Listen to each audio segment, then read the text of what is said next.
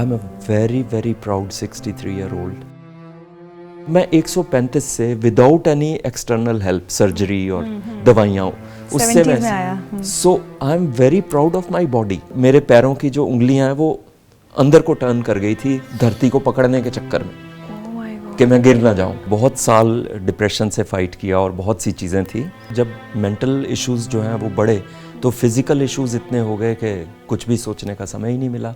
हर चीज़ में लगता था बीमार हैं। बीच में मैं सुसाइडल भी बहुत बार हुआ। बहुत ग्रैंडली प्लान किया कि मैं दुनिया से कैसे जाऊंगा। यंग मॉडल्स चैलेंज फील करते हैं, बट मेरे से यंग मॉडल कोई है ही नहीं इंडिया में। I don't divide my age into categories. मैं कमरे में चला जाऊं और सब मुड़ के ना देखें, ये आज तक कभी हुआ नहीं है। कल का सोच के अगर मैं आज की हंसी गवा दूंगा तो फिर मैं आज तक पहुंचा ही क्यों? रोता ही रहता फिर तो। इतना इजी भी नहीं है जर्नी कि मैं कहूँ कि नहीं, I was made to be a model. It's a passion, it's a second chance. मैं गिरा ज़्यादा, उठा कम, मगर जिद ये थी कि हाँ कोई नहीं, 100 बार गिरूंगा, एक बार उठूंगा। You may trod me in the very dirt but still like dust I rise. Dinesh Mohan ji, बहुत बहुत स्वागत है आपका जिंदगी विद ऋचा में। Thank you so much, thank you so much. Dinesh ji, सबसे पहले तो थोड़े हमारे व्यूअर्स को सरप्राइज करते हैं। आप अपनी एज और अपना प्रोफेशन एक बार खुद बता दीजिए सबको। जी, मैं I am very as proud. मतलब मेरा ख्याल है इस इंडस्ट्री में अकेला हूँ जो अपनी एक्चुअल एज बताता हूँ। मैं 16 जनवरी को 63 साल का हुआ। क्या बात है, 63। जी, ठीक। और प्रोफेशन से मॉडल और एक्टर हूँ जी। एज 63, प्रोफेशन मॉडलिंग और एक्टिंग। लेकिन खास बात यह है दिनेश जी आपकी ज़िंदगी की कि मॉडलिंग या एक्टिंग ऐसा नहीं है कि आप 20s या 30s से कर रहे हैं। You started very late. मतलब अगर मैं लेट कहूँ, आप नहीं मानेंगे उसको वैसे। 57, ये कैसे हुआ? देखिए, मुझे लगता है ऋचा जी, हर चीज़ का एक समय होता है और वो उसी समय पे जब होती है तो फिर सारे फैक्टर्स मिल जाते हैं। बहुत साल डिप्रेशन से फाइट किया और बहुत सी चीज़ें थी और अपॉर्चुनिटी 57 पे मिली जब मैं थोड़ा ठीक हुआ, वेट लॉस हुआ। सोचा कि अब सोसाइटी में कुछ किया जाए, फिर से अपनी लाइफ के साथ कुछ किया जाए। तो आई वॉज वेटिंग कि मुझे कोई काम मिले, पर ये कभी नहीं सोचा था मैंने कि मुझे ये मिल जाएगा। जी, आई थिंक 57 तक आते आते तो लोग अपना रिटायरमेंट प्लान करने लगते हैं और आपने पूरी तरह से एक नई जिंदगी शुरू की और एक ऐसे प्रोफेशन में जो आपने कभी खुद भी नहीं सोचा होगा कि मॉडलिंग या एक्टिंग। जी, सही बात है, बिल्कुल नहीं सोचा था। और मुझे लगा कि जो समय मेरा गया एक नेगेटिविटी में, गलत फेज़ में, तो मैं उसी पॉइंट से स्टार्ट हुआ जिससे मैं उसमें स्लिप इन किया था। तो वो फिर रिवर्स गियर ऐसा लगा कि बस मुझे एज और ये सब चीज़ें बिल्कुल महसूस, they are not a part of मेरे सोच का वो हिस्सा ही नहीं है। क्या बात है। बिल्कुल। एक और बड़ी अद्भुत बात मैं देख रही हूँ कि 57 में स्टार्ट किया आपने मॉडलिंग वगैरह, फिर एक्टिंग शुरू हुई और 63 मतलब 6 साल के अंदर आपने बहुत सारा काम कर लिया। तो tell us about all the work that you have done. Yeah I have done a lot of work. बहुत खुशकिस्मत रहा हूँ ऊपर वाले की और लोगों का बहुत प्यार मिला है। मैंने स्टार्ट किया था एज अ फोटोग्राफिक मॉडल, बस खड़े होके पोज करना एंड ऑल दैट, क्योंकि मेरी बैकग्राउंड नहीं थी बिल्कुल एक्टिंग की, थिएटर की या किसी की। मुझे आइडिया भी नहीं था टू बी ऑनेस्ट कि इस एज पे आपके लिए क्या एवेन्यूज़ इस इंडस्ट्री में। तो ऐसे ही चलते चलते किसी ने कहा कि यार फोटोज़ में तो अब तुम पुराने हो गए। 6 महीने में ही उनको लगा कि फेस एक्सपोज हो गया बहुत। तो मुझे लगा अब मैं क्या करूँगा। So I asked a few actors कि यार इसके बाद क्या कर सकते हैं इस इंडस्ट्री में, तब तक मुझे लत लग गई हुई थी। तो किसी ने कहा कि आप रैंप वॉक कर सकते हो, आप एक्टिंग कर सकते हो। तो वहाँ से फिर चीज़ें बढ़ते बढ़ते और रैंप वॉक स्टार्ट किया, फिर फिल्मों के लिए कॉल आने लग गए और वेब सीरीज़ के लिए और शॉर्ट फिल्म्स के लिए और टीवी एडवर्टाइजमेंट्स और ये तो कितनी फिल्में और वेब सीरीज, टीवी सीरियल सब कर चुके हैं आप? मैंने मूवीज़ तो भारत की है सलमान खान जी के साथ, दरबार की है रजनीकांत जी के साथ, सांड की आँख जो बहुत एक मेरे हिसाब से मेरी लाइफ की बहुत बड़ी अचीवमेंट है वो, तापसी पन्नू, भूमि पेडनेकर, उनके साथ आई am very proud of that work. उसके अलावा मलयालम की एक मूवी रिलीज़ हुई है हैप्पी सरदार, जिसमें जावेद जाफरी जी के ऑपोजिट में हूँ मैं हीरोइन का फादर हूँ, वो हीरो के फादर हैं। और एक तमिल की और एक मलयालम की अभी रिलीज़ पे हैं मूवीज़। सो ये इस तरह और टीवी सीरियल जी, वो टीवी सीरियल सोनी के लिए किया है, जी के लिए किया है, शॉर्ट फिल्म्स की हैं, वेब सीरीज़ की है। एक स्टेज पे आके मुझे लगा कि मैं हिसाब रखना छोड़ दूं। क्या बात है। जब कभी रिटायर होके कुछ सोचूंगा तब गिनूंगा। तो अभी ये है कि मैं जो फैक्टर्स मुझे सूट करते हैं, जो प्रोजेक्ट्स मुझे लगता है कि मेरी पर्सनैलिटी पे ठीक रहेंगे, तो उस हिसाब से आगे बढ़ता जाता हूँ। मुझे तो ना सबसे अच्छी चीज़ आज ये लग रही है कि आजकल क्या होता है, हमारी पीढ़ी के तो बहुत सारे लोग, इंक्लूडिंग मी, मैं बहुत बड़ा एग्जाम्पल हूँ इस चीज़ का, कि 45 के बाद से सोचने लगते हैं अब तो हम रिटायर होने वाले। अब तो मैं तो कितनी बार ये कह रहा था कि हो गया, बहुत काम कर लिया, रिटायरमेंट। एंड दिनेश मोहन जी को देखिए, शुरुआत की है एक नई जिंदगी की 57 में, 63 6 साल होते होते इतना सारा काम कर लिया, और अभी भी कह रहे हैं जब मैं रिटायर होऊंगा तब अपने काम, अगर हुआ तो दैट इज सो, मतलब मैं अपने लिए ही सबसे पहले तो आज आपसे ये लेसन ले लिया। चलिए अब हम वहाँ चलते हैं जहाँ से इस सब की शुरुआत हुई।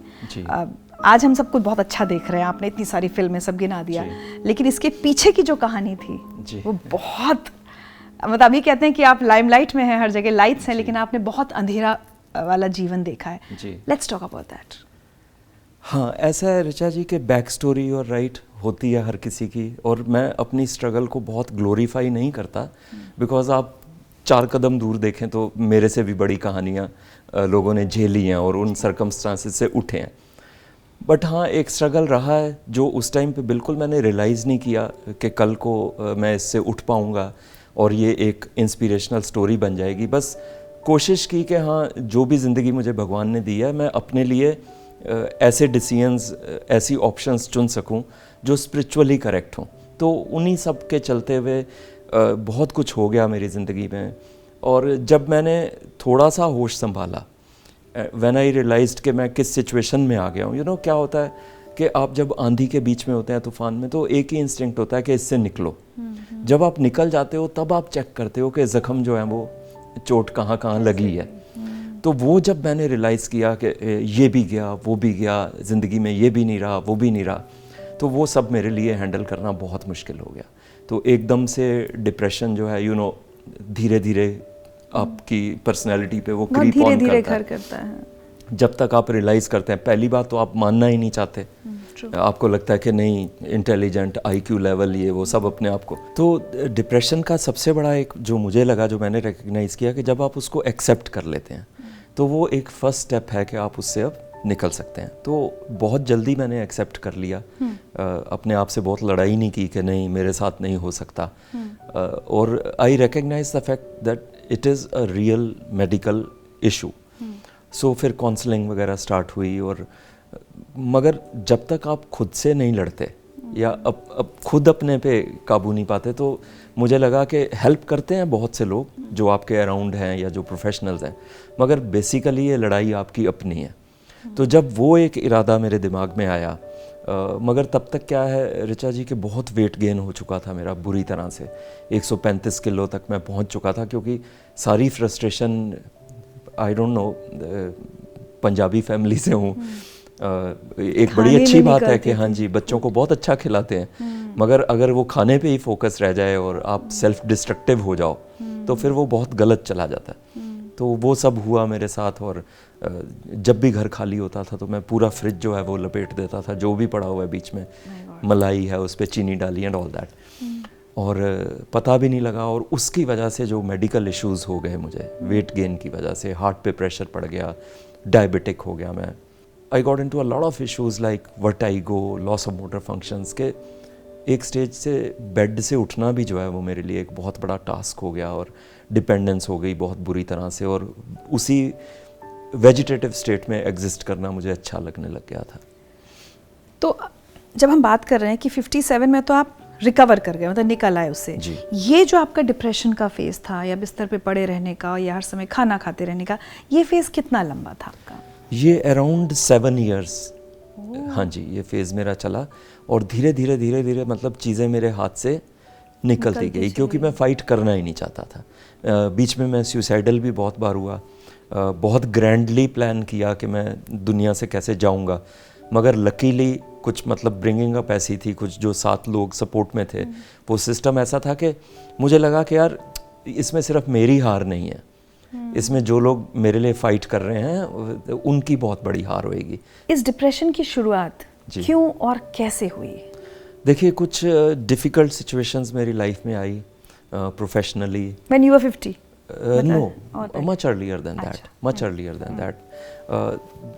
मेरे को लगा कि मैं उन पे ठीक से डील नहीं कर पा रहा हूँ उनसे, बिकॉज मैं शुरू से बचपन से बहुत इंट्रोवर्टिश रहा हूँ। मेरी एक बेसिक नेचर ऋचा जी हमेशा से ऐसी रही कि अगर मेरे बारे में कोई बात बोली जा रही है कि ये ऐसा है, तो मैं बहुत कम उसके अगेंस्ट बोल पाता हूँ या अपनी सच्चाई बता पाता हूँ।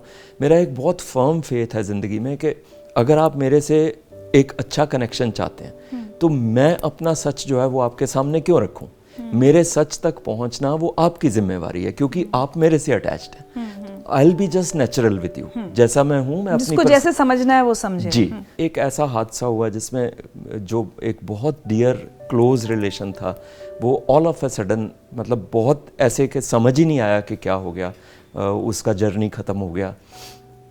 और तो उनकी लाइफ जर्नी खत्म जी, यस।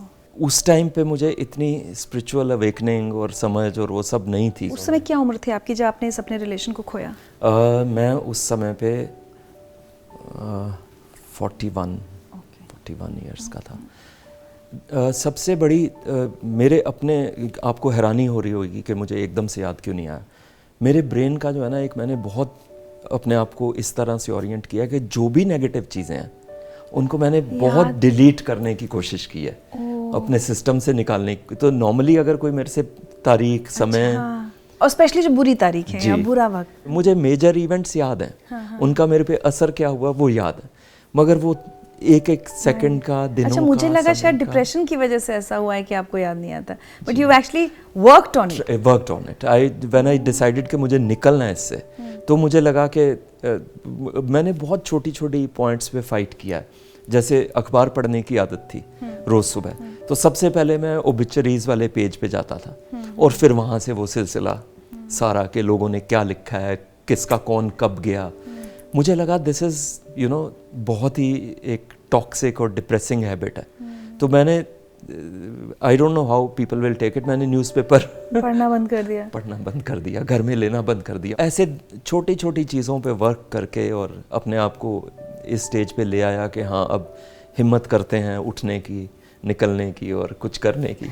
अभी मैं थोड़ा सा और समझने की कोशिश कर रही हूँ। आपके साथ एक पर्सनल ट्रेजेडी हुई, एक लॉस हुआ एक ऐसे रिश्ते का जिसको आप उस समय हैंडल नहीं कर पाए। लेकिन आपने कहा उस समय आपकी उम्र 41 थी, और उसके बाद भी 9 साल तो शायद आपको टिल 50, क्योंकि 50 में आप कह रहे हैं उसके बाद ये बहुत बढ़ गया, आपको डिप्रेशन समझ में आया और आप इतना खाने लगे। लेकिन वो 41 से लेके 50, वो 9 साल क्या थे, वो कैसे थे? एक विशियस सर्कल, एक लूप के अंदर फंसे हुए। और फिर जब मेंटल इश्यूज जो हैं वो बढ़े तो फिजिकल इश्यूज इतने हो गए कि कुछ भी सोचने का समय ही नहीं मिला। हर चीज़ में लगता था बीमार हैं, हर बात पे डॉक्टर की सलाह लेना, हर बात पे दवाइयाँ खाना। तो उसी जद्दोजहद के अंदर जो है ये सोचने का समय, स्पिरिचुअली जिसे कहते हैं, जो असल में मकसद माना जाता है, वो करने का समय ही नहीं मिला। मगर आई वॉज लकी कि मुझे किसी ने सजेस्ट किया कि आप किताबों में ढूंढो इन सब के जवाब, जर्नी ऑफ द सोल क्या है, ये सारा क्या। तो first book I read was Swami Yogananda ji की ऑटोबायोग्राफी ऑफ अ योगी। तो उसमें से मुझे काफ़ी रिकन्सिलिएशन और वैलिडेशन महसूस हुआ कि हाँ, मतलब रिश्ते सारे जो हैं वो टूटने हैं, जीते जी जाएंगे या मर के जाएंगे। उस फेज़ में मैंने बहुत सी किताबें पढ़ी, मतलब मेरी लाइब्रेरी भी घर में जो है वो सब स्पिरिचुअलिटी की बुक से भरी हुई है। लेकिन फिर भी ये खाने वाली प्रॉब्लम और ये सब होता रहा, मतलब डील भी करते रहे आप डिप्रेशन से, और उससे निकलने की कोशिश भी साथ साथ कोशिश भी करता रहा। एक क्या होता है कि कंफर्ट जोन जिसे कहते हैं, वो कईयों का पॉजिटिव होता है, कईयों का बहुत नेगेटिव होता है। आप सिंपैथी की जोन में ही पनपने लग जाते हो। मैं रिचा जी को कहूँगा हाय मेरी ज़िंदगी, तो वो कहेंगी अरे यार इस आदमी का। तो वो वाला एक विशेष सर्कल मैंने अपने अराउंड क्रिएट कर लिया था। इसी दौर में आपने अपनी अच्छी खासी सरकारी नौकरी भी छोड़ी। जी, जानते बूझते। जी, यस। देखिए, जो कुछ भी था, जैसा भी मेरा लाइफ रहा, मुझे मेरे पेरेंट्स ने एक आदत सिखाई कि जो आप नौकरी कर रहे हो उसके साथ पूरी ईमानदारी दिखानी है। जो आपके समय हैं दफ्तर के, उसके साथ पूरी ईमानदारी। पंक्चुअलिटी हमें हमारे फादर ने बहुत मतलब अच्छे घूर हाँ के जी, पिलाई। हाँ जी। तो मैं जस्टिफाई नहीं कर पा रहा था कि डिप्रेशन में था और मैं उठी 11 बजे रहा हूँ, और फिर वो सारी चीज़ें आफ्टर द पर्सनल लॉस जो आपके हुआ, After उसके the बाद personal नौकरी loss. करने मुश्किल हुआ। जी, सब चीज़ें हाथ से निकल गई मेरे। तो मुझे लगा कि अभी स्टेप बैक कर लेना बेटर है। उस टाइम पे कुछ भी समझ नहीं आया कि कितना फाइनेंशियल लॉस मैं झेल रहा हूँ, कि एक आपकी सैलरी होती है, फिर आप एक पेंशन पे आ जाते हैं। अभी जॉब का स्पैन पूरा नहीं हुआ था मुझे, 23-24 साल ही हुए थे सर्विस करते हुए। तो फाइनेंशियली बहुत लॉस हुआ, मेंटली बहुत लॉस हुआ। ये सब चीज़ें जब अंदर आने लग गई दिमाग में, तो वो फिर ये कि यार ज़िंदगी ने मेरे साथ बहुत इनजस्टिस किया। आई डोंट नो इसको लोग कैसे लेंगे, आप कैसे लेंगे, पर मुझे लगता है एक नेगेटिव सिचुएशन को लंबे समय तक झेलना वो बहुत बड़ा सिन है। एक एब्यूसिव सिचुएशन के अंदर एग्जिस्ट करना, that is the worst sin that you can. चाहे उसमें कितना भी डियर रिश्ता आपका इन्वॉल्व हो, जितने भी क्लोज रिलेशंस इन्वॉल्व हो, अगर वो एक टॉक्सिक लेवल पे चला गया है तो उसको छोड़ के मूव ऑन करना इज़ मच बेटर। ये मेरा एक पर्सनल वो है, मगर उन दिनों में समझ नहीं थी, वो लंबा खिंचता गया। आपने सब रिलेशनशिप्स में भी टॉक्सिसिटी झेली है? जी, यस। मतलब इस लॉस के बाद वो साइड बाय साइड चल ही रहा था। ये लॉस तो एक जैसे कहते हैं कि final nail in the coffin वाला था। मैं बहुत चीज़ों से डील करने की कोशिश कर रहा था, जिस बारे में मैं बिल्कुल भी मतलब I would not like to go into the details at all, because सबके अपने पॉइंट ऑफ व्यू हैं। ज़िंदगी है क्या ऋचा जी? मेरी ज़िंदगी मेरा पॉइंट ऑफ व्यू है, आपकी ज़िंदगी आपका पॉइंट ऑफ व्यू है। सच्चाई जो है वो है क्या?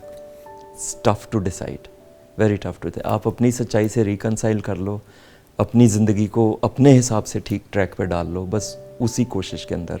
क्या आज जब आपको इतनी चीज़ों की समझ है, देखिए बहुत हम लोगों में डिप्रेशन को लेकर है, मेंटल हेल्थ को लेकर ना इतनी अवेयरनेस है ना समझ है, कई बार जैसे आपने भी कहा हम डिनाई करते रहते हैं, लेकिन आज जब आपको इतनी समझ आ गई है and today if you look back, तो क्या कभी ऐसा लगता है कि एज अ चाइल्ड और as a young man also you were prone to depression? Sadness थी आपके अंदर हमेशा जो कभी एक्सप्लेन नहीं की जा सकती थी? जी बिल्कुल, आपने बिल्कुल करेक्ट पॉइंट पे टच किया। मुझे आई डोंट नो व्हाई, मतलब मोरूस नेचर, शुरू से sad songs of loss.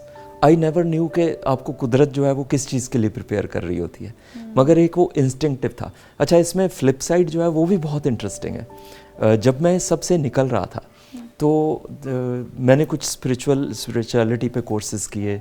I started working as a past life regression specialist, और लोगों की स्टोरियाँ सुन के मैं बहुत नेगेटिव हो जाता था। तो मैं रोज़ विश करता था कि यार मुझे कुछ ना ऐसा दो जो मेरे अपने उससे मेरी स्टोरी, फिर लोगों की स्टोरी एंड ऑल दैट। उन दिनों में अचानक ही मेरा लोगों के स्टाइल को नोट करना, मैं फेसबुक पे था तो मेरी सारी पोस्ट जो हैं वो फैशन से रिलेटेड होने लग गई, और मुझे और मेरे आसपास वालों को कुछ समझ नहीं आता था कि यार ये तुम मतलब क्या है, ये तुम मॉडल्स की फ़ोटोज़ शेयर कर रहे हो। सो विद टाइम मुझे समझ आया कि कुदरत का एक अपना स्कीम और एक अपना प्लान होता है। 41 अगर मैं कहूँ और 57, तो लगभग 16 साल जी। आपने बहुत बहुत बुरा वक्त काटा अपनी ज़िंदगी का। एक फेज़ उसमें ये था जहाँ आपको पता नहीं था कि आपको डिप्रेशन है और आप छोटी छोटी चीज़ों में स्ट्रगल कर रहे थे। उसका अगर कोई और आप थोड़े एग्जाम्पल्स, क्योंकि क्या होता है हम में से बहुत सारे लोग ऐसे होते हैं जो नहीं समझते हमारे साथ क्या हो रहा है। सो कोई अगर आप इंसिडेंट ऐसा शेयर करना चाहें जो ऐसा लगे कि अरे ये तो किसी के साथ भी हो सकता है विदाउट अंडरस्टैंडिंग कि डिप्रेशन है। हाँ, मतलब छोटी छोटी चीज़ें हैं। सबसे ज़्यादा तो मैं कहूँगा कि सेल्फ डिस्ट्रक्टिव जब आप हो जाते हो। देखिए लाइफ में इस स्टेज पे आके मुझे सिर्फ एक ही चीज़ समझ आई है इस सब में से, कि सेल्फ लव जो है वो बहुत ज़रूरी है, बहुत ज़रूरी है। और पूरा पैशनेटली, ऑनेस्टली, ईमानदारी से जो जीवन आपको मिला है उसको उस तरह से काटिए जैसे आपके कोर के अंदर है। Once when you start hating yourself, वो देखा है आपने फेस। हाँ, कि लोगों के पैरामीटर्स पे उतर नहीं पाए, किसी ने कुछ कहा, किसी ने कुछ कहा, आपने जब उन पे यकीन करना शुरू कर दिया, दैट मीन्स वहाँ से आपका डाउनफॉल आने लग गया। तो वो चीज़ मुझे लगा कि बहुत इम्पॉर्टेंट है ये सीखना कि मैं अपने पैरामीटर्स खुद डिसाइड करूं। जब तक आप दूसरों को ट्रस्ट करते रहोगे और उनके हिसाब से मोल्ड करते रहोगे तो आप कहीं भी चैन से किसी भी पॉइंट पे बैठ नहीं पाओगे। जब मुझे समझ आई कि नहीं, ये मैं हूँ, मुझे इससे प्यार करना है और मुझे एक्सप्लेनेशन नहीं देनी, और इस चीज़ को विदाउट एनी गिल्ट, होता है ना कि आप गिल्ट की जो सेंस है वो ख़त्म कर देती है आपको हर चीज़ में। तो जिस दिन मेरे अंदर ये अवेयरनेस आई कि मैं जो भी हूँ, जैसा भी हूँ, जो भी कर रहा हूँ, अगर मैं खुद नहीं उसको जस्टिफाई कर पा रहा या प्राउड हूँ, तो फिर दुनिया से क्या expectation. It's all secondary, their opinions are secondary, चाहे वो कितने भी क्लोज हों, मेरी सिस्टर हो, मदर हो, जो भी हो, सबके ओपिनियन सेकेंडरी है अगर मैं अपने से रिकनसाइल्ड हूँ। तो वो चीज़। यू एक्चुअली अटेम्प्टेड सुसाइड, खुदकुशी की कोशिश की आपने? Yes I did. Life had come to a point जिस पे मुझे लगा कि क्या किया जाए। तो it's a crime, it's a crime and it's a very bad thing. Thank God I got out of that phase safely. और वो पूरा उस समय सिर्फ डिप्रेशन की वजह से आप ये सब कर रहे थे कि और कोई वजह नहीं थी? डिप्रेशन कि क्या होगा, क्या आगे क्या। मेरा मेन जो है ना ऋचा जी, वो ये रहा, दूसरों पे डिपेंडेंस जो है वो मुझे बहुत अंदर से उससे नफरत थी। तो मेडिकल इश्यूज ऐसे हो गए, हाँ, कि मैं कुछ कर ही नहीं पाता। जब आपका वेट गेन हो गया जी, चलने का जो एक्शन है वही खत्म हो गया। I went through loss of motor functions, which is when your brain signals to your body to get up. You decide you have to get up, मगर वो सिग्नल बॉडी जो है वो लेती नहीं। तो आप देखिए कि उसमें कितना हेल्पलेसनेस है कि आप उठने की कोशिश कर रहे हैं मगर वो शरीर जो है वो उसका क्योंकि साथ। तब तक वजन 135 किलो हो गया था ये। वजन it's more of a psychological thing. हाँ, तो वो आप अपने आप को उस सिचुएशन में ले आते हैं कि आप जैसे पैनिक अटैक्स हैं। हाँ। आपको कुछ समझ नहीं आता कि अब क्या करेंगे। तो वो सब बढ़ते बढ़ते जो है उनकी ये नेक्स्ट लेवल्स हैं कि आप बिल्कुल चलने फिरने के लायक नहीं, एक शेल के अंदर आप चले जाते हैं बेसिकली। तो मुझे वो चीज़ जो है ना बहुत बुरी लगती थी और उसी ने मेरी हेल्प की इस सब से निकलने में। जब मुझे लगा, बिकॉज मेरी सिस्टर और ब्रदर इन लॉ वो देवर a young couple at that time. और आप उनके साथ रहते? जी, उनके साथ ही रहता हूँ। और उनकी ज़िंदगी का बहुत बड़ा मकसद था कि हम किसी तरह से इसको अपने साथ रखें, हर स्टेप पे लेके चलें, हर खुशी में इसको। तो मुझे लगता था कि यार मैं इनकी ज़िंदगी में कितना नेगेटिव वो लेके जा रहा हूँ। They want to go out, but मतलब जो एक यंग कपल की एस्पिरेशंस होती हैं वो मेरी वजह से ख़त्म हो रही थी। तो शुरू से आपकी डिपेंडेंसी थी उन पर? फाइनेंशियली शुरू में, फिर फिज़िकली, इमोशनली, मेंटली। मुझे लगा सिर्फ यही समझ पा रहे हैं मुझे ज़िंदगी में, और उस चक्कर में बस वो एक विशियस सर्कल के अंदर। And I am very ashamed of, you know, मेरे को लगता है कि हेल्दी रिलेशंस जो है ना वो ये हैं कि आप अपने पैरों पे खड़े होके एक दूसरे का सहारा बन सके, ना कि अपने पैर गवा के आप सोचें कि अब दूसरा आपको सहारा दे। सो अगेन, मतलब मैं बहुत जल्दी इमोशनल हो जाता हूँ। उन दिनों उनसे पैसे लेता था, छोटी बहन से तो। जी, और अभी आप सोच नहीं सकते कि मुझे ये चीज़ क्या फीलिंग देती है कि मैं उनके लिए कुछ करता हूँ। That's can not be put into words. हालांकि उनको कोई फ़र्क नहीं पड़ता, दे आर वेल ऑफ, भगवान ने उनको बहुत कुछ दिया, पर मुझे बहुत आपका भाव है क्योंकि आपने इतने सो वो मुझे कभी मना नहीं करते। If I want to do something for the home, कुछ भी कंपलसरी नहीं है मेरे लिए, मगर मैं बहुत प्राउडली, अच्छा लगता है मुझे। एक बात बताइए, ये जो पूरा ये डिप्रेशन और ये पूरी विशियस साइकिल जिस जाल में आप फंस गए थे 16 साल, इससे निकलने की सबसे बड़ी वजह या फैक्टर भी मुझे लगता आपकी बहन और उनके हस्बैंड हैं। वो कैसे हुआ? How did you just finally वो बाहर कैसे निकले? जी, वो मतलब उन्होंने कैसे ये मिलके डिसाइड किया, क्या सोचा उन्होंने। मुझे बाद में जब मैंने इसको ब्रेक डाउन करने की कोशिश की तो मुझे लगा कि जैसे फिल्मों में होता है कि कोई चला गया तो कोई कैरेक्टर रोता नहीं है, तो कहते हैं कि इसको थप्पड़ मारो। तो दे डिसाइडेड दैट। और अपनी बहन से ज़्यादा मेरी अपने ब्रदर इन लॉ के ऊपर डिपेंडेंस ज़्यादा थी, तो उसने डिसाइड किया कि इसको ऐसे अब हिलाना है। हाँ, सो वो बस उसने आके मुझे डांट लगाई एक दिन बहुत बुरी तरह से, पर्दे वर्दे हटा दिए मेरे रूम के, एंड ही सेड के क्या बकवास है ये, मतलब इतना तुम्हें मैं ऐसे नहीं जानता था जैसे तुम बन गए हो। जब आप उठ नहीं पा रहे थे, उस हालत में पहुंच चुके थे। He said you such a strong person यार, तूने एक टाइम पे सब कुछ संभाला हुआ था, जो गए वो वापस थोड़ी आएंगे, तुम तो ज़बरदस्ती मत करो जाने की। तो उन सब चीज़ों ने, एंड बेसिकली जो चीज़ मुझे सबसे ज़्यादा हिट की वो ये थी, ही टोल्ड मी कि जब कोई चला जाता है दुनिया से, तो अगर आप उसको याद करके रोते रहेंगे तो that is an insult to that life. To that period of association, you know. अगर उनकी याद आपके चेहरे पे मुस्कुराहट नहीं ला सकती और अच्छे टाइमों की याद नहीं करा सकती, तो फिर तो कोई फ़ायदा ही नहीं। तो ये चीज़ मुझे लगी एंड वहाँ से मैंने डिसाइड किया कि हाँ, मैं जब भी याद करूँगा तो कोशिश करूँगा कि स्माइल।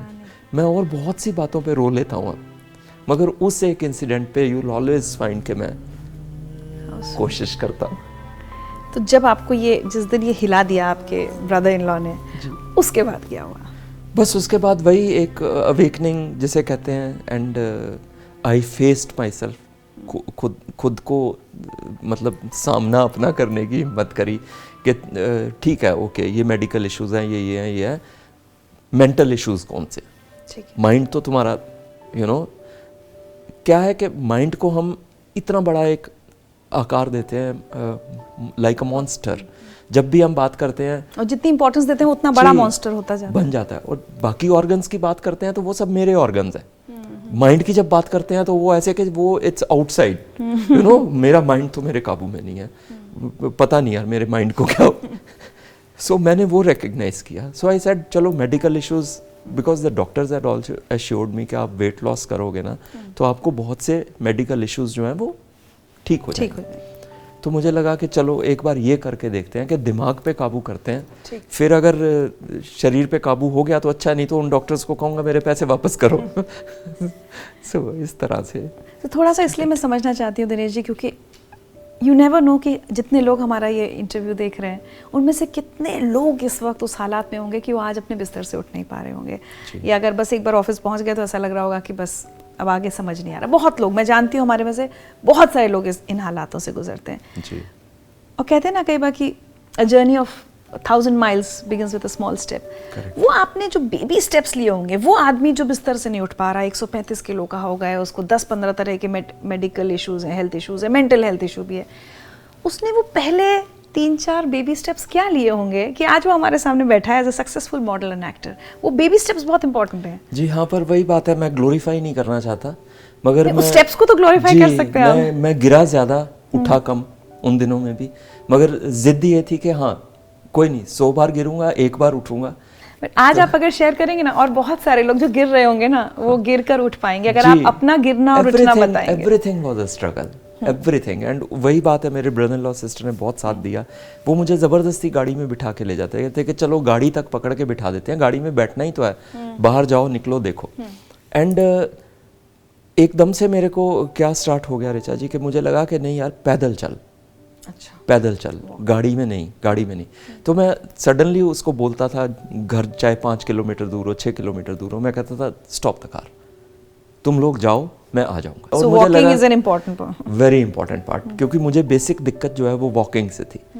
तो जैसे एक छोटा बच्चा चलना सीखता है, तो एक पैर और दूसरे पैर में बहुत डिस्टेंस रख के, so that the balance is maintained, और मेरे पैरों की जो उंगलियां हैं वो अंदर को टर्न कर गई थी धरती को पकड़ने के चक्कर में, कि मैं गिर ना जाऊं। आज कौन यकीन करेगा आपको देखकर इन बातों पर। तो बट मैंने वो एक जिद पकड़ी हुई थी कि नहीं, मुझे करना है, मुझे करना है। तो कहीं भी जाता था, मैं गाड़ी में चला जाता था जब मैंने ड्राइविंग खुद शुरू करी, मगर उसके बाद आई यूज्ड टू कि चलो मार्केट है, जूस पी के आना है, पैदल चल, नहीं जाना गाड़ी में। तो पैदल जाता था, और वो उस जिद ने जो है फिर बहुत साथ दिया। धीरे धीरे कॉन्फिडेंस, मतलब मैं लाइफ में एक्चुअली ऐसी स्टेज पे था जब मुझे ये यकीन हो गया था कि मैं अब सारी उम्र चल नहीं पाऊंगा।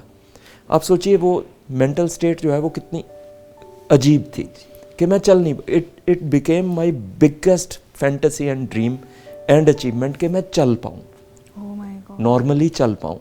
तो मुझे आउट स्टेशन लेके गए वो लोग, दे सेड कि तुम we went to Goa and they said कि तुम बीच पे भागने की प्रैक्टिस करो, नीचे सॉफ्ट अर्थ होती है तो तुम्हें हेल्प मिलेगा। उन्होंने वीडियोस कैप्चर किए जिसमें मैं इतने इतने चौड़े पैर रख के इधर इधर, और घबराहट में बिल्कुल, गर्दन स्टिफ के, उधर देखूंगा तो गिर जाऊंगा, उधर देखूंगा तो गिर जाऊंगा, स्ट्रेट उसमें और बड़ी दिक्कत के साथ। तो वो सब, बट कंसिस्टेंटली उन्होंने मेरा साथ दिया, कंसिस्टेंटली। What next? आपने अपनी आई थिंक ओबेसिटी को कम करने के लिए डाइट पे काम किया जी। क्या किया? हाँ जी, तो मैंने फिर डाइट पे सोचा कि हाँ वेट लॉस जो है उसके लिए मैंने ये सोचा पहले कि रूट कॉज क्या है मेरे वेट गेन का। तो मुझे लगा कि it's not so much lack of exercise, as it is with overeating, क्योंकि मैं बहुत खाता था। तो फिर ये डिसाइड किया, पॉइंटर्स बनाए कि गलत क्या खाता हूँ मैं। बट आप प्रोफेशनल हेल्प ले रहे थे उस प्रोफेशनल समय, एक हेल्प मैंने डाइटिशियन? थोड़े टाइम के बाद लिया। स्टार्ट मैंने खुद किया। अच्छा। हाँ, जब मुझे लगा कि अब प्रोफेशनली भी ज़रूरत है, बिकॉज आई डेंट वांट के न्यूट्रिशन का सिस्टम और वो सब जो है वो डिस्टर्ब हो जाए कि मैं क्रैश डाइट पे चला जाऊँ। क्योंकि आप यकीन मानिए ऋचा जी, उन दिनों मुझे ये था कि मैं कुछ भी करके जीना चाहता। एक मतलब 24 घंटे दिमाग में एक शोर यही मचा रहता था कि उठो उठो, करो करो। तो उस झील में मुझे लगा कि मैं एक्सेसिव ना कर जाऊं कि लेने के देने पड़ जाएं।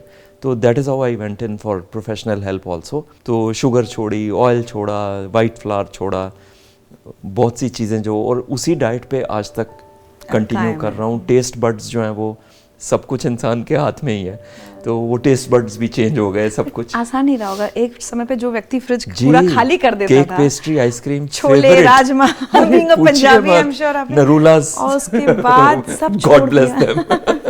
और उसके बाद सब छोड़ना। जी, वही जीने के लिए आप जीने के लिए तो लोग पता नहीं क्या क्या कर जाते हैं। ये तो सिर्फ खाना ही था। ये भी कितनी खूबसूरत बात है ना, एक समय पर जो व्यक्ति अपनी जान लेने की कोशिश कर चुका था, वो कह रहा है कि वो जीना चाहता था। जी बिल्कुल। तो चलिए, पहले माइंड कंट्रोल हुआ, विल पावर स्ट्रॉन्ग करना हुआ। हम में से बहुत सारे लोगों को लगता है हम ये नहीं कर सकते। आप लोग जो देख रहे हैं, आपको लगता होगा कि आज ये नहीं हो सकता, तो दिनेश मोहन जी से सीखिए और एक कदम पहला उठाइए कि आपको जो काम लगता है नहीं हो सकता वो कीजिए। उसके बाद हेल्थ पर अपना ध्यान दीजिए, जो कि डाइट से बहुत कंट्रोल है आपकी। और क्या किया? हाँ, डाइट में भी मैं ऋचा जी एक चीज़ कहना चाहूँगा जो मैंने बहुत जल्दी रियलाइज़ कर ली, और आई वांट के लोग भी इस चीज़ को रियलाइज़ कर लें कि डाइट हम क्या समझते हैं, जो प्लेट में है और जो अंदर जा रहा है, दैट इज़ डाइट। मेरे हिसाब से डाइट जो है ना, जो हम सुन रहे हैं, जो हम देख रहे हैं, बोल रहे हैं, और जो लोग हमारे चारों तरफ है, वो उससे भी बड़ी डाइट है। सिर्फ ये दिमाग की डाइट जी, तो ये सॉर्टेड है और ये टॉक्सिक है, तो वो डाइट कभी वर्क करेगी। तो आपने इतनी अच्छी बात कही डाइट में कि आप जो खा रहे हैं वो इम्पोर्टेंट है, और जो कंज्यूम कर रहे हैं बाकी चीज़ों में, वो बदलाव आप कैसे लाए? क्योंकि ऑब्वियसली जब एक व्यक्ति डिप्रेशन में है तो उसको किस तरह की चीज़ों की ज़रूरत है मेंटल भी अपने आप को फीड करने के लिए? क्या किया आपने? क्या आपने मेडिटेशंस किए? एग्जैक्टली। देखिए, हमारा एक बहुत रिच स्पिरिचुअल कल्चर रहा है हमारे देश का, हमारी ट्रेडिशंस का और उन सब का, और वो कहीं टच लूज हो गया था बिल्कुल। तो I got with a new zeal into that. किताबें पढ़ी, शुरुआत करी फिर से रिचुअल्स की, कि चलो एक नियम बनाना है अपनी ज़िंदगी में। तो अगर जैसे धूप बत्ती करनी है तो वो करनी है, और पूजा पाठ करना है तो वो करना है। It has to be a starting point about your spiritual journey. तो वो चीज़ें जब रिकग्नाइज हुई, तो मुझे फिर वक्त चलते हुए समझ आ गया कि भाई सिर्फ खाना ही नहीं, जो देख रहे हो, जिस तरह के मटेरियल को कंज्यूम कर रहे हो, समाज में जो नोट कर रहे हो, आपका ध्यान किधर आकर्षित हो रहा है, उसके बीच में अपनी एक बिंदास और मस्त ज़िंदगी जीना, वही तो कला है सबसे बड़ी। मैं बहुत प्राउडली कह सकता हूँ that I was born for this life, and वो जर्नी मुझे, हाँ जी, 57 साल लग गए पहुँचने में, बट मुझे लगता है कि मैं इसके लिए बना था। मेरे अंदर का स्ट्रगल अभी भी जारी है। आई am a very honest person. अभी भी कुछ दिन बीच में ऐसे आते हैं कि मुझे चलते हुए अचानक कुछ नेगेटिव थॉट आता है, तो मुझे लगता है गिर ना जाना। तो बट कितना अपना पूरा ये लुक चेंज करने में, सुधार लाने में, क्योंकि उस बदलाव की वजह से ही आपको फिर काम मिला जी। कितना वक्त लगा आपको? अराउंड, बहुत क्लिशेड लगेगा, 9 months exactly I lost the weight. How much? कितना वजन आपने? 135 से initially I had come down to 74। Oh my god. तो वो लगता था कि जैसे हड्डियों के ऊपर। ये 9 महीने में हो गया आपका? जी, 9 महीने, बिकॉज एक पैशन था। एक्सरसाइज भी कर रहे थे आप? जिम कर रहे थे? जी बिल्कुल बिल्कुल। I had joined a gym. Swimming मेरी बहुत फेवरेट एक्टिविटी रही है, तो वो स्टार्ट किया। पैदल चलना बहुत बड़ी पैशन बन गई कि ठीक है, जिस दिन जिम नहीं भी जा पा रहे, किसी दिन मिस हो गया, तो पैदल चलो। तो घर के अंदर ही लगातार चलते रहना। तो वो सब करके, और फिटनेस और वो सब चीज़ें तो एक मेंटल स्टेट है। अगर आप मेंटली फिट हो तो फिर, एंड इस बारे में मैं बात ज़रूर करना चाहूँगा, बॉडी शेमिंग। जब सैर करना स्टार्ट किया तो लोकेलिटी में ही एक फैमिली थी जिनके बच्चे थे, और वो जब भी मैं सैर करने निकलता था, मेरे लिए तो वही बड़ा मुश्किल काम था, मगर वो बच्चे हमेशा कमेंट मार के हंसते थे। पेरेंट्स भी साथ होते थे, पेरेंट्स भी हंसते थे कि इतना मोटा आदमी। And I used to wonder कि यार आप अपने बच्चों को क्या सिखा रहे हो, आपको पता नहीं कि एक इंसान किस स्ट्रगल से गुजर निकल रहा है, वो कितनी कोशिश कर रहा है, और आप उसको बच्चों के थ्रू धक्का दिलवा रहे हो. Mentally you are pushing them back somebody by passing a command. हो सकता है वो इंसान दोबारा वॉक करने ना निकल पाए. जी बिल्कुल ऐसा ही हुआ. एक स्टेज आई, मैंने छोड़ दिया जाना नीचे. आई सेड नहीं जाऊंगा मैं यार. माय सिस्टर आस्क्ड क्यों, अभी तो स्टार्ट किया आपने. आई सेड यार वो एक बच्ची है. शी सेड वो उसको क्या अकल है, आप अपना सोचो ना, उसके माँ बाप को डील करने दो उससे, ठीक हो जाएगी टाइम के साथ. तो छोटी छोटी चीज़ें वो फेस कर कर के और निकल के एंड में सारा मैं ब्लेम दूसरों को दूं, उससे मैंने रियलाइज़ यही किया कि मेरे अपने जो रिएक्शंस हैं they should be in tune with my self.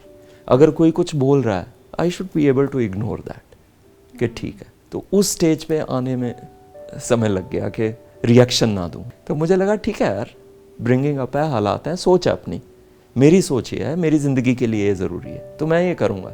मैं नहीं पीछे हटूँगा कि अगर कोई कह रहा है इस बुड्ढे ने क्या कपड़े डाले हैं, इस बुड्ढे की पर्सनैलिटी. आज तक होता है ऋचा जी, लोग जो जानते नहीं मुझे वो हंसते हैं, मजाक उड़ाते हैं, और दे डोंट नो कि स्ट्रगल क्या है, अचीवमेंट क्या है.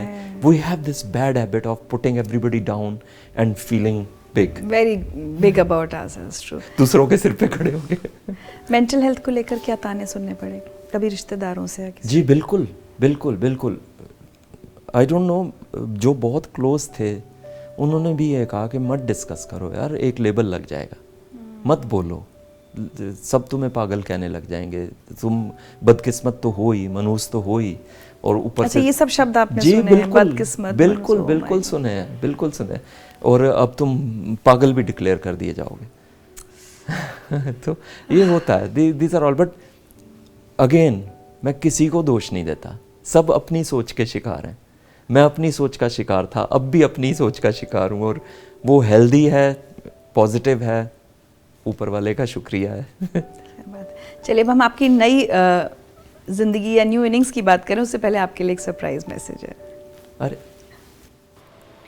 दिनेश भैया आज जिस मुकाम पर हैं, देखने वालों को लगता होगा कि ये बहुत आसान सफ़र रहा होगा, 1-2 साल का स्ट्रगल होगा और आराम से उनको वो सब कुछ मिल गया होगा जहाँ पर वो आज हैं. जो उनके साथ रहते हैं उनको ये पता है कि ये सब कुछ इतना आसान नहीं था. रोज़ अपने आप को हिम्मत देना, रोज़ अपने आप को पुश करना, अपनी लिमिट्स क्रॉस करके अपने आप को बेहतर बनाना एक बहुत मुश्किल काम है, और वो भी उस एज में करना जहाँ पर लोग कहते हैं अब तो हमारी ज़िंदगी ख़त्म है, हमने सब कुछ कर लिया, अब तो हमें घर बैठ जाना चाहिए. उस एज में अपने आप का एक डिफरेंट लीग बनाना, अपने आप को बेहतर बनाना और लोगों को इंस्पायर करना, वो हम सब दिनेश भैया से ही सीखते हैं. वो ना केवल अपने एज के लोगों को इंस्पायर करते हैं बट अपने से यंग लोगों को इंस्पायर भी करते हैं. मेरे फ्रेंड सर्कल में बहुत सारे लोग हैं जो ये कहते हैं कि जब मैं 60 साल से ऊपर पहुंचूंगा मुझे इनके जैसा बनना है, इनके जैसा दिखना है, इनके जैसा सोचना है. उनका एक टैटू है जो कहता है live life to its fullest. मुझे लगता है कि रोज़ वो उसको फॉलो करते हैं, वो उनकी इंस्पिरेशन है और वो हमारी इंस्पिरेशन है. I love the background noise. ये ना, इसमें एक बहुत हैबिट है मोना में कि सब कुछ इसने मेरे लिए किया बट ये कभी नहीं कहेगी कि इसने किया. ये सारा मुझे ही देती है हर चीज़ का श्रेय, जबकि she is the wind beneath my wings. ये ना होती तो और कुछ ना हो पाता. और इतनी छोटी है मेरे से, बट जैसे इसने मुझे संभाला like a baby. So I tell everybody के मदर्स एंड सिस्टर्स, उनसे बढ़ के ज़िंदगी में और कुछ नहीं. क्या बात है. एक मैसेज और सुनो आप. अरे आप. Hi Dinesh, surprised to see me. Well folks, you know I and Dinesh go back to the days of we met first at Images Bazaar shoot, and the first time he met me he thought I was very snooty and I thought he was like vague. The second time we were just about okay, but I think by the third shoot we became real friends, you know. Good and friends, it was it's actually, you know, a real joy and pleasure to work with Dinesh, not because he's friendly or something or he puts you at ease, but the fact, you know, he infuses that confidence in you to sort of, you know, really give your best. Well Dinesh, all the best always. And you know Dinesh, I'm still angry with you because you didn't wish me happy birthday this time. So anyway, we'll settle that score later. All the best, love you. Dr. Neeti Kapoor, you know, it's very interesting कि ये एक example है, she is a cancer surgeon and acting भी करती हैं, modelling भी करती हैं, but brilliant human, she is my best friend in the industry. चलिए, तो अब on this note let's talk about the new life. तो कैसे सबसे पहले जब आपने ये सब किया, फिर आपने कहा 9 महीने के अंदर आप थोड़ा फिटनेस में आ गए, आपका वेट कम हो गया, फिर ये मॉडलिंग की शुरुआत कैसे हुई? हाँ जी, मेरा फिजियोथेरेपिस्ट जो है जिसके पास मैं जाता था to relearn a lot of things, walking, back pain, ये सब इन इश्यूज़ को लेके, उसके फादर का उसने मुझे बिना बताए हुए फ़ोटो दिखाया। So a bald gentleman, very stylish, and he said यार ये तो कोई ऐसे लगता है जैसे मॉडल शॉडल रहे होंगे। He says is my father, और दिल्ली में एक एजेंसी है जो सीनियर लोगों को एनकरेज करती है, तो उनके साथ ही शूट भी करते हैं और जॉब भी करते हैं, तो you can also do that. I said, lift में जाते हुए दम घुटता है मेरा, स्टेयर्स चढ़ते हुए मेरी सांस फूलती है, और यू आर सेइंग, सर मैंने आपकी ट्रांसफॉर्मेशन देखी है पिछले 2-3 महीने में, आप यकीन मानो। But I didn't trust him. जब मैं घर आया उसी दिन, तो मेरी सिस्टर ने ऑलरेडी उसी एजेंसी का ऐड देख के, she very casually told me, मैंने आपकी फ़ोटो भेज दी है इस पर। I said all of you people are mad. मतलब इतनी एज में कौन model, but she was insistent कि नहीं, मैंने फ़ोटोज़ भेज दी हैं। एंड फिर वहाँ से कॉल आया, माई ब्रदर इन लॉ ज़बरदस्ती मुझे ऑडिशन पे ले गए। हाँ, तो ही सेट के नहीं जाना पड़ेगा, आप ढूंढ रहे थे कि कोई मौका मिले कुछ करने का, 1-2 जगह इंटरव्यू दे के आया। तब तो लेकिन आप नॉर्मल रेगुलर जॉब्स के इंटरव्यूज दे रहे होंगे ना, आपने सोचा ही नहीं होगा कि मॉडलिंग। रेगुलर जॉब की, बिकॉज मेरा थोड़ा सा एजुकेशन का बैकग्राउंड था, तो यहाँ एक गुड़गांव में एक स्कूल में इंटरव्यू दे के आया। लकीली दे रिजेक्टेड मी। उनको लगा very glamorous for a school job. तो फिर वो पर मॉडलिंग की दुनिया में they accepted me with open arms के ओके, एवरीबडी देयर थॉट के तो यही कर रहा होगा बचपन से। मतलब वो पहला शूट कैसा था, वो कुछ एक्सप्लेन कीजिए। Audition was much more historic than that, क्योंकि उन दिनों मैं बहुत डीपली इन स्पिरिचुअलिटी था, तो एक वाइट लाइट जो होती है स्पिरिचुअल, उसमें बहुत फेथ था मेरा। तो जब मैं जाके खड़ा हुआ, बहुत मुश्किल से वहाँ तक पहुँचा, सारे यंगस्टर्स थे, वहाँ से भागने की कोशिश करी, पर जब मैं गया मैंने देखा 10-12 मॉनिटर्स हैं, लोग बैठे हैं पीछे, तो बहुत ही ऑड लगा, ज़िंदगी में वो कभी देखा नहीं था। फिर क्लिक की आवाज़ आई और ऊपर से लाइट जो है, तो एज आई लुक्ड अप, तो मुझे लगा कि वो वाइट लाइट जो स्पिरिचुअलिटी में सुनी है कि ये एक इशारा है, तो वहाँ से मैं एक डिफरेंट जोन में चला गया। मुझे लगा अंदर से आवाज़ आई, give it your best shot. So उन्होंने बहुत कुछ करने को कहा कि फ़ोन पे बात करो, हंसो, एक्सप्रेशंस दो, लॉटरी निकली है, ऑफिस में डील नहीं थ्रू हुई, सो ऑल दोज डिफरेंट, दो it was for a still, that agency is an expert in still photoshoots. जो भी होर्डिंग्स वगैरह हम लगे हुए देखते हैं वो सब उसी एजेंसी के। एंड सरप्राइजिंगली मेरी एज ग्रुप में एंड बहुत से यंगस्टर्स थे, उन सब में ओनली 2-3 पीपल वर सिलेक्टेड। अपनी एज ग्रुप में मैं अकेला ही था जिसका selection on the spot they signed me. And बातचीत चलते चलते पोस्टपोन होते होते 2016 में जो मेजर शूट था, छोटे मोटे स्टार्ट उन्होंने कर दिए, बट जिससे मुझे उम्मीद थी कि हाँ this is as per my personality, and जो मेरा उन दिनों लुक था, आई हैड लॉन्ग हेयर, और मैं उनको ब्लॉन्ड कलर करता था, दाढ़ी मूछ नहीं था कुछ भी, एकदम एक्सट्रीम रिवेंजफुल जोन में चला गया था लुक्स वाइज के लोगों की ऐसी तैसी मेरा ये मन है, मुझे करना है। तो वो शूट चलते चलते फिर मेरे बर्थडे पे 16 जनवरी 2016 में, जिसको मैं अपनी एंट्री इंडस्ट्री में मानता हूँ, and I was made to play by chance the head of a fashion agency. And वहाँ एक फैशन शूट चल रहा है, और वो सारा ग्लैमर का एनवायरनमेंट, और 7 फुट लंबी लड़की, एंड यू नो वो सब चीज़ें, तो एवरीबडी थॉट के कोई बहुत सक्सेसफुल प्रोफेशनल एस्टेब्लिश्ड मॉडल आया। जब when I walked into the sets, everybody said, even जो बड़े बड़े मॉडल्स थे उस शूट में, उन्होंने कहा कि हमें तो लगा कि आप, मैंने कहा नहीं, मेरा तो ये इस टाइप का फर्स्ट एक्सपोजर है। ओह माय गॉड। बट हाँ, इतना इजी भी नहीं है जर्नी कि मैं कहूँ कि नहीं, I was you know made to be a model. बहुत मेहनत लगी इसमें भी, बहुत एक्सट्रीम सिचुएशंस का सामना किया, लाइक स्टैंडिंग एक पूल के अंदर दिसंबर की रात को, ठंडे पानी के पूल में खड़े होके शॉट दिया। अनदर थिंग कि मैं अगले दिन बीमार पड़ गया, बट मैंने बिल्कुल किसी को शो नहीं किया कि मुझे, मतलब इस इंडस्ट्री में मुझे ना करना जो है ना, वो सिर्फ एक ही कंडीशन पे मैंने सीखा है, when my self respect is being challenged. Other than that आप मुझे कुछ भी सिचुएशन दे दीजिए, कोई भी डायलॉग दे दीजिए, आज तक ऋचा जी मैं अपनी डायलॉग शीट पे घबराया नहीं हूँ। मुझे सबके डायलॉग याद हो जाते हैं एक बार पढ़ के। मैं क्यों दे देता हूँ एक्टर्स को, बिकॉज मुझे लगता है कि यार एक कॉन्फिडेंस ही है जो which will see me through. कोई बैकग्राउंड नहीं, थिएटर नहीं, एक्टिंग नहीं सीखी, जो सीखा वो जीवन के थपेड़ों से। उन्हीं इमोशंस को बारी बारी निकालने की कोशिश करता हूँ, खुशी वाले भी, गम वाले भी। उस इंसिडेंट को याद करके सिर्फ सेट पे रोता हूँ अगर ऐसी सिचुएशन हो। जैसे भारत में it was the loss of a father and son story, कि मुझे लग रहा है कि वो मेरा बेटा है सलमान को लग रहा है मैं उसका फादर हूँ। One scene of 30 seconds, but I cried so much because I could connect with that. एक टेक में थ्रू हो गया। बट मॉडलिंग से फिर एक्टिंग का मौका कैसे मिला आपको, वो भी सीधे सलमान खान के साथ कोई जी, रैंडमली कॉल आया इनके, मुकेश छाबड़ा कास्टिंग से बोल रहे हैं, उनके हम असिस्टेंट हैं और ऐसे ऐसे हमारा जो है ये एजेंसी ऐसे वर्क करती है। We need an audition, phone audition. आप अपने फ़ोन पे बना के भेज दीजिए कि एक बूढ़ा इंसान है, कमज़ोर, बेड पे लेटा हुआ है और उसका बेटा आता है बहुत सालों के बाद। वो कहता है बेटा तुम आ गए, तुमने बहुत टाइम लगा दिया, एंड चला जाता।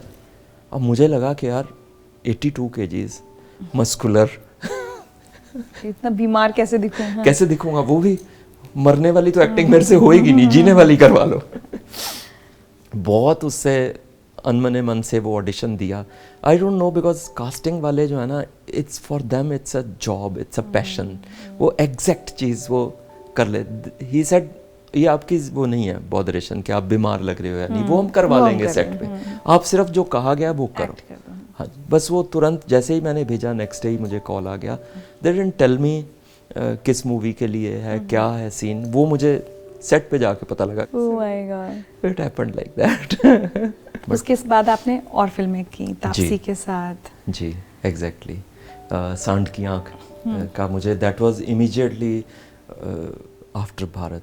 Yes, immediately after Bharat. This is the next Hindi movie. बीच में मैंने एक मलयालम मूवी किया, तो सांड की आँख के लिए मुझे फिर वही ऑडिशंस का प्रोसेस और फिर फिटिंग्स का प्रोसेस, एंड वहाँ मुझे बता दिया गया था कि ये मूवी है, ये उनकी लाइफ स्टोरी पे है, जो शूटर दादीज हैं, and Bhumi and Taapsee, they are playing both these sisters. So there is a character of Maharaja of Alwar, and you are the only male figure in the movie who supports his wife. All the other characters are mostly. So I thought, okay, I'll stand out.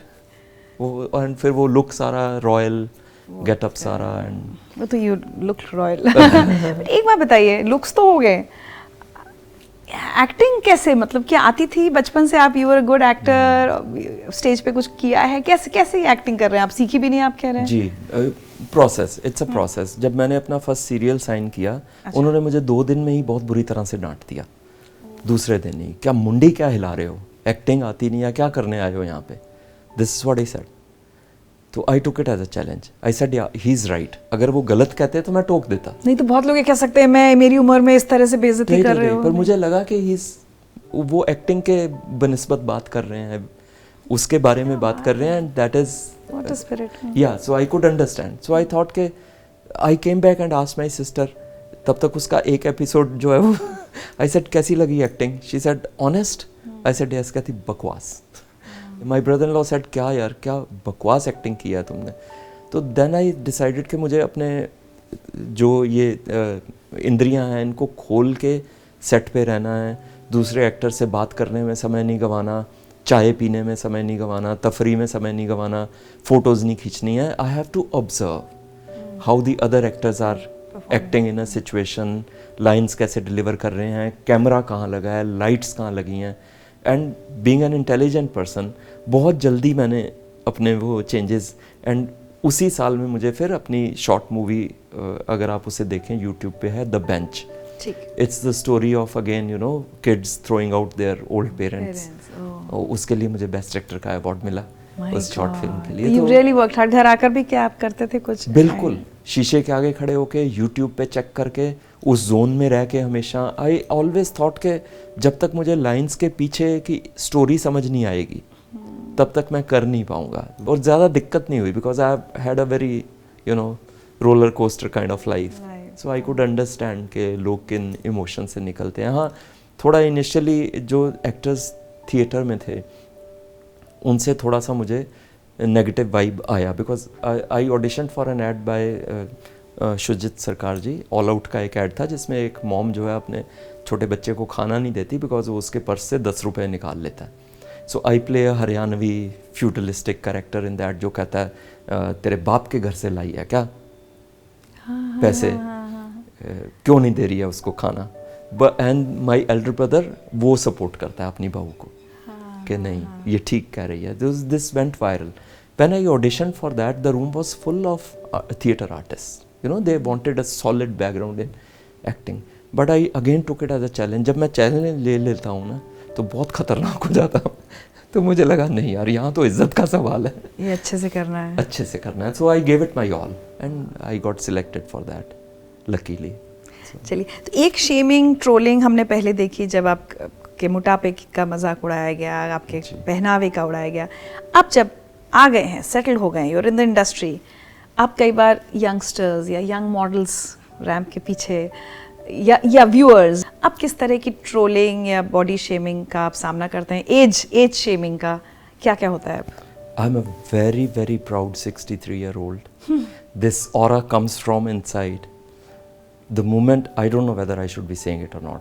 मैं कमरे में चला जाऊं और सब मुड़ के ना देखें, ये आज तक कभी हुआ नहीं है. Who cares about trolling? उस पे ध्यान ही क्या देना. यंग मॉडल्स चैलेंज फील करते हैं, बट मेरे से यंग मॉडल कोई है ही नहीं इंडिया में.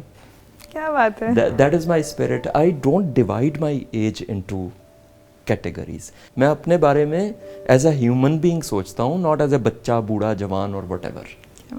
सो मैं उसी लाइन पे हूँ. I take the biggest of challenges.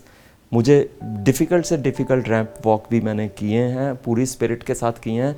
आप वो एटीट्यूड रखोगे ऋचा जी तो सब सॉर्टेड हो जाएंगे. पर फिर भी कुछ शेयर कीजिए ना कि क्या कई बार थोड़े कम उम्र के बच्चे, यंगस्टर्स या क्या बोलते हैं आपको? मजाक उड़ाते हैं कि ये अंकल हमारी जॉब खाने आ गए.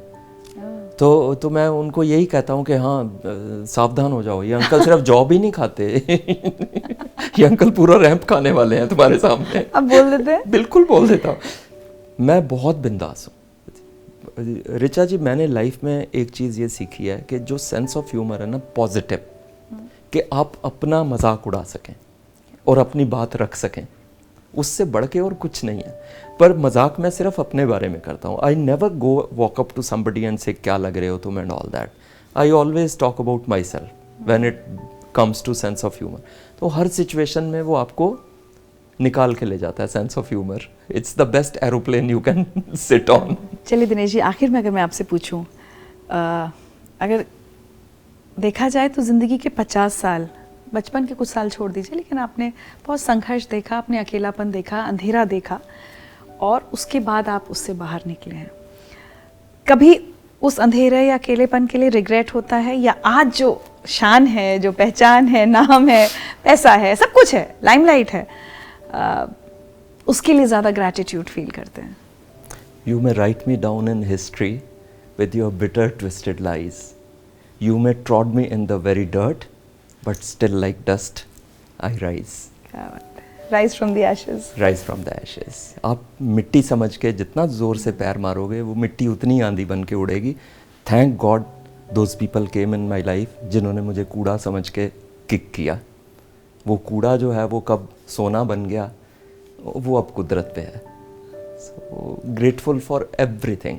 So आज वो सारे लोग जिन्होंने एक वक्त पर आपको कूड़ा समझा था, या मान लिया था, या शायद तय कर लिया था कि अब आप खत्म हैं, शायद आप एग्जिस्ट ही नहीं करेंगे इस दुनिया में, आज उनको दिनेश मोहन क्या कहना चाहते हैं? Here I am for good. यहीं पे हूँ, यहीं रहूँगा, शरीर में भी और शरीर से जाके भी. यादों में रहूँगा. हिस्ट्री में तो थोड़ा बहुत आ ही गया हूँ कि first grey model of India. And very proud of my self. even prouder of people who supported me. Thanks everybody, God bless everybody. सबका भला हो, सब खुश रहो, हंसो, खुश रहो, बिंदास रहो. क्या बात है. अब कभी भूले भटके या अकेले बैठे हैं, डर लगता है कि कहीं डिप्रेशन फिर मुझ पर हावी ना हो जाए और मैंने इतना जो कमाया है ये गंवा ना दूं? ये तो Richa ji it's just a part of my life. And I have lost so much. I do understand everything is temporary. Fame, पैसा, ये क्या चीज़ें हैं, कुछ भी. And I am not saying it for the sake of saying it. I am like that. मुझे कोई फ़र्क नहीं पड़ता. मैं अपने साथ हूँ, अपने साथ खड़ा हूँ, खुश हूँ, बिंदास हूँ, बहुत है, सॉर्टेड हूँ. डिप्रेशन से डर नहीं लगता आपकी वापस कहीं उसमें ना चला जाऊँ या वो आ जाए मेरी ज़िंदगी में? I don't want to challenge anything, because जब आप बहुत चैलेंज करते हो कुदरत वो भेज देती है. बट मैंने फियरलेस होना एक हैबिट बना ली है. It's not, it doesn't come naturally to me, but it is now one of my responses कि मैं डरूंगा तो मरूंगा. तो मेरे को लगता है कि नहीं यार, जब होगा देखी जाएगी. अभी पहले से क्या सोच के कि ये कल को ये होगा, कल को वो, मेरे लिए कल है ही नहीं. It's now here present. क्या बात. और कल का सोच के अगर मैं आज की हंसी गवा दूंगा तो फिर मैं आज तक पहुंचा ही क्यों? रोता ही रहता फिर तो. बिल्कुल सही बात. तो चलते चलते एक और मैसेज मैं चाहती हूँ कि आप उन सब लोगों को दें जो शायद आज किसी ना किसी ऐसी इशू से डील कर रहे हैं जिसे आप कर रहे थे बहुत साल पहले. तो उन सब लोगों के लिए शायद आपकी कोई बात उनको आज उठा दे उनके बिस्तर से, जैसे आपके ब्रदर इन लॉ ने आपको उठाया था. जी, मैं बस एक ही चीज़ कहना चाहूँगा सबको, जो मैंने अपने इस जर्नी से सीखा है कि खुद से ज़्यादा प्यार आपको चाहिए कैसा भी लगे, और किसी से मत कीजिए. किसी को इतना इमोशनल राइट किसी सिचुएशन को, किसी इंसान को आपके ऊपर मत दीजिए कि वो आप पे हावी हो जाए. आपका सेल्फलेस देखिए, आपने अपने साथ आखिरी सांस तक रहना है. अगर आप खुद अच्छे से बिंदास नहीं रहेंगे तो फिर आपका कोई और साथ देने नहीं वाला. सो किसी भी सिचुएशन में कीप योरसेल्फ द नंबर 1. मैं अपनी ज़िंदगी में नंबर 1 हूँ, नंबर 1 पे रखता हूँ. वो पोजीशन मैं छोड़ने नहीं वाला किसी भी हालत में. क्या बात है. चलिए, तो अब और कितनी फिल्में और कितने एड्स और कितने सीरियल्स में अब भी हम आपको देखने वाले हैं आगे? काफ़ी में. मैं प्रोजेक्ट का नाम नहीं लूँगा, बट मैं एक बहुत अच्छी मूवी के लिए शूट कर रहा हूँ, which is again on the life of शहीद भगत सिंह जी. क्या बात है. दिनेश जी, बहुत अच्छा लगा आज आपसे बात करके. Honestly I am feeling so honoured, privileged and motivated. ज़्यादा इंपॉर्टेंट बात है कि ऐसा नहीं है कि मेरी ज़िंदगी में ऐसा वक्त नहीं आता जब मुझे लगता है कि पता नहीं रिटायरमेंट ले लो या सब बेकार है, सब छोड़ दो. और मैं हमेशा ये कहती हूँ कि मैं अपने गेस्ट से ही वो इंस्पिरेशन ड्रॉ करती हूँ, और आज आपने मुझे बहुत इंस्पायर किया. So thank you so much. Richa ji, यहाँ एक बात मैं ज़रूर कहना चाहूँगा. मैं आपका प्रोग्राम बहुत फॉलो करता था, बहुत देखता था, और जब आप प्लेटफॉर्म देते थे उन आवाज़ों को जिनको कोई सुनता नहीं है, तो मुझे लगता था कि यार ऐसी बात नहीं है. लोग हैं जो दूसरों की आवाज़ को एक मौका देते हैं. और तब से मेरे दिमाग में एक वो धुन चढ़ी कि अगर मुझे इनका प्लेटफॉर्म मिल जाए और मैं बात कर पाऊँ अपने बारे में, तो I will be the luckiest. और वो बस सिलसिला कैसे जुड़ा, किस तरह ऐसा से हो जाता है. आई थिंक आप तो इतने स्पिरिचुअल हैं, मुझे लगता है एक डिवाइन कनेक्शन पे बन जाता है. जी, और मतलब कभी सपने में नहीं मैंने सोचा था कि आप जैसी हस्ती के साथ बैठ के मैं बात करूंगा और अपनी लाइफ स्टोरी बता पाऊंगा. तो ड्रीम कम ट्रू. नहीं, आज हमारा ऑटोग्राफ लेने का टाइम है भाई, कि हम फिल्म देखेंगे, हम कहेंगे अरे इनको हम जानते हैं. क्या बात कर रहे हैं ऋचा जी, आप यू आर अ लेजेंड. अरे नहीं सर, आपके लिए छोटे छोटे तोहफे हैं जिंदगी विद ऋचा की टीम की तरफ से.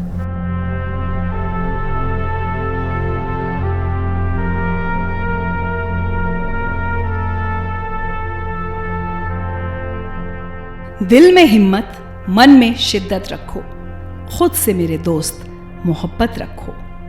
अंधेरे के पार निकलना मुमकिन है, वक्त पलटने की पर हिम्मत रखो. खुद में खुद के भरोसे की लत जीतेगी, आखिर में अंदर की हिम्मत जीतेगी. उल्टी धार में अपनी नाव बचा कर रखो, पत्थर भी पिघलेगा, आग जला कर रखो. उम्र ज्यादा या कम होना सब कुछ भ्रम है, मेहनत को हर दुख की दवा बना कर रखो. मेहनत के दम पर ही किस्मत जीतेगी, आखिर में अंदर की हिम्मत जीतेगी.